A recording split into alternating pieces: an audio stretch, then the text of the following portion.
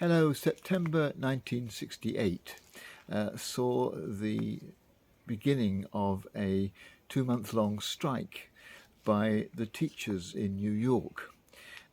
They were on strike because in one community in New York, in Brownsville, the local governors elected by the community had sacked a large proportion of teachers, and the majority of them were Jewish.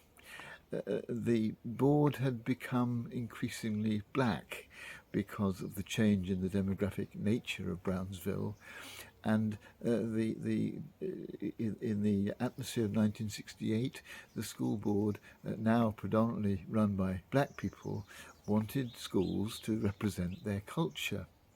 And so they sacked these Jewish teachers and employed black teachers. They changed the curriculum.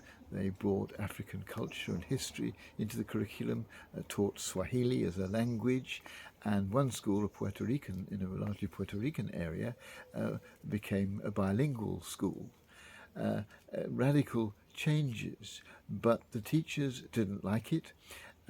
Mainly because they didn't consider the school board had the right to arbitrarily and without notice sack these teachers who they felt were not towing the party line.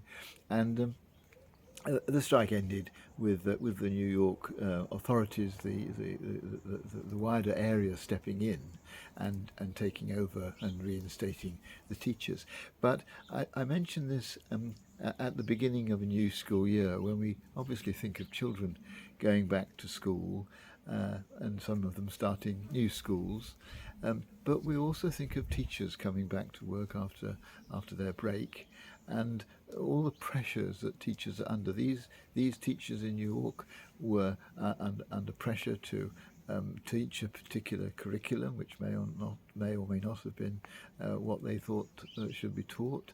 The parents were up in arms against the teachers, and that's what led to them being sacked. And then, of course, there were the unions to satisfy who wanted to protect teachers' rights. And today in the UK, there are great areas of these kinds of background complication that teachers have to cope with. It isn't just standing in front of a class of children. There are the expectations of the parents. There's the whole issue of gender and how they deal with that issue.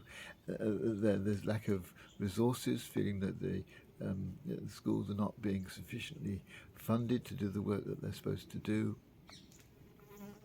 And I just thought today it was worth just remembering teachers as they go back to school at all levels, right from nursery education right the way up to universities. These problems emerge, and so I think today just a thought for them as they go back to work after their summer break.